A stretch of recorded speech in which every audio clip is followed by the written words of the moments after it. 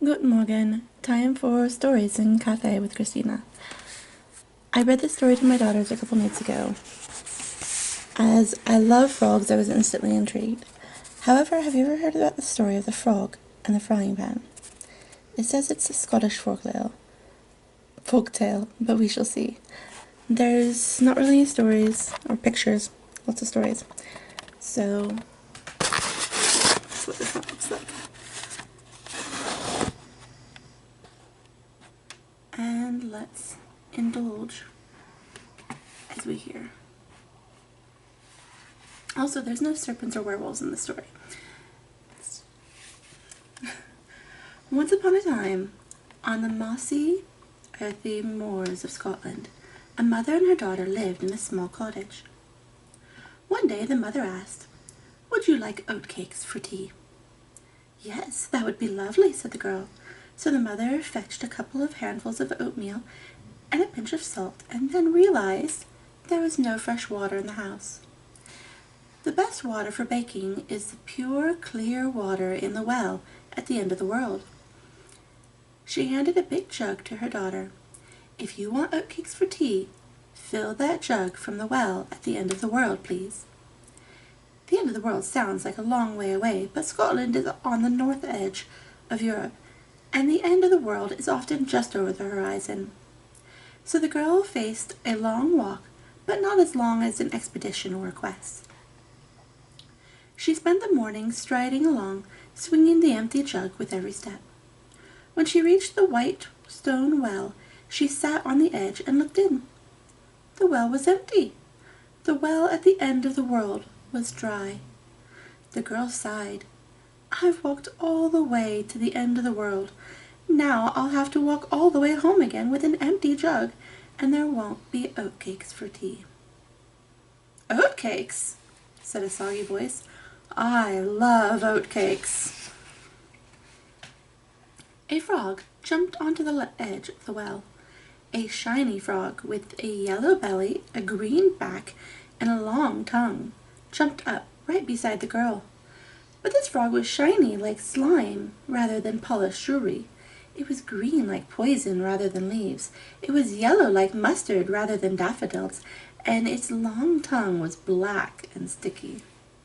The girl stood quickly and stepped away from the frog.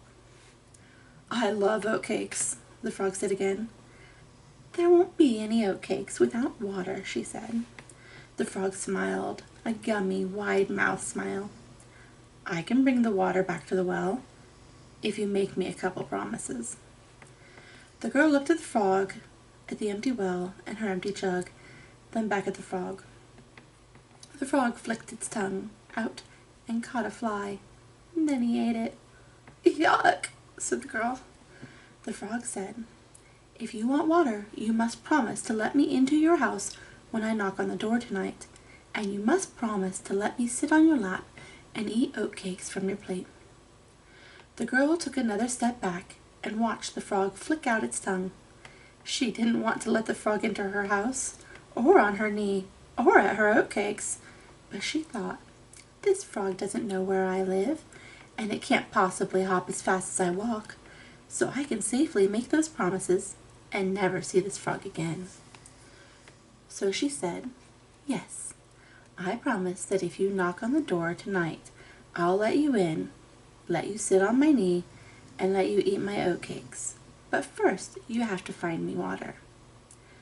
The frog hopped around the well 3 times, and as he completed his 3rd circle, the well flooded with pure, clean water. The girl dipped her jug in and filled it to the brim. Then she walked off, swinging the heavy jug. The frog called after her, "Remember your promise." She turned around and saw the frog with a fly half in, half out of its mouth, one tiny clear wing flapping feebly by the frog's cheek. The frog crunched and the wing dropped. The girl made a face. "Oh, yuck. Yes, I'll remember." She walked off, swinging the jug, drops of water flying out at every step, leaving a trail of dark dots on the ground behind her. She walked all the way home from the end of the world. She helped her mother mix the oats and water, roll and cut the oatcakes, and bake them in the oven. When the oatcakes were still warm, they sat at the table with soft butter, crumbly cheese, and hot broth. As they sat down to eat, there was a knock at the door. A soft, squishy knock. The girl put her head in her hands. Her mother said, "Answer the door, please." No, I really don't want to. Let's have a quiet evening, just the two of us." There was another knock. "Answer the door, my girl." I can't. My legs are stiff after that long walk." "Nonsense! Answer the door now." "No, I won't." "Then I will." Her mother stood and walked toward the door. "Who's there?" "It's me, the frog. Your daughter promised to let me in if I knocked on the door tonight." The mother looked at the girl. "You made a promise? To a frog?" Yes." "Then come here and open this door." The girl got up, walked slowly to the door, and opened it. The shiny green frog hopped inside. The girl sighed. The frog said, "Now let me sit on your lap and eat from your plate." "No, that would be too gross." "But you promised." "Did you promise?" asked the mother. "Yes, I suppose I did promise." "Then keep your promise," her mother said firmly. So the girl sat down, the frog jumped onto her lap, and she leaned back, making a face.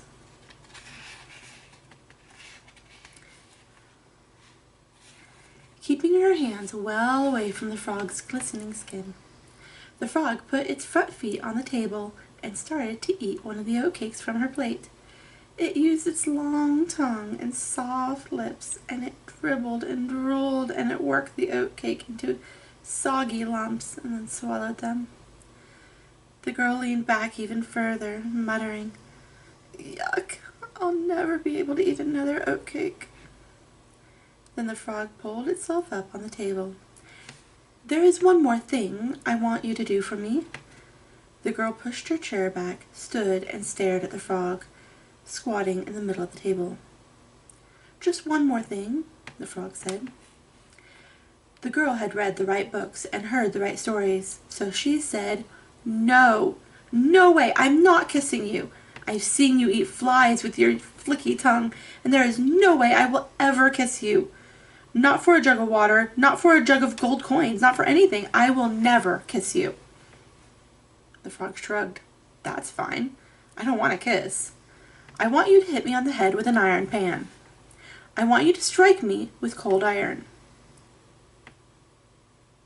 "You want me to hit you on the head with a pan?" asked the girl. The frog nodded. "You want me to hit you hard with a pan?" The frog nodded again. "Fine, I'll happily whack you with a pan." She picked up a frying pan and lifted it over her own head. "No!" yelled her mother. "If you hit the frog, you'll squish it." "That's the idea," said the girl as she lifted the pan higher. She brought the pan down as hard as she could, right on top of the frog's green, shiny head. The frog vanished, the table smashed, and standing there in the midst of the wrecked table was a young man, tall and elegant in green satin coat and a yellow velvet waistcoat. He smiled. "Thank you so much for freeing me from my curse. I was traveling in your land and I met a witch who cursed me to be a frog until a girl let me eat from her plate, then struck me with iron. So thank you." He knelt down and took the girl's hand. "We must do this the traditional way. You've lifted my curse and returned me to my true form. So would you like to marry me?" The girl took her hand back gently. "Not really, no. I've seen you eat flies." "A fly half out of your mouth with its wings still fluttering. It's not an image I'll ever forget. So, no, I don't want to marry you. But thanks." The young man sighed with relief and stood. "Then I shall continue my journey and my adventures, and I shall try not to annoy any other witches and get turned into any other animals. Thank you for your help and for the lovely oatcakes." He bowed to the mother and to the daughter, and left the cottage, walked away from the end of the world.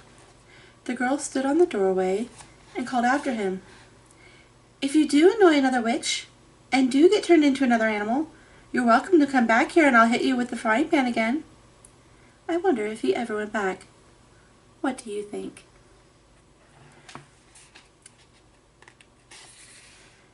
There are many books, many stories, and many books in the series World of Stories. Stories from around the world. I would be curious as to how accurate the stories are from other parts of the country, or how much they've been adapted. But either way, they're fun stories nonetheless. Thanks for joining me.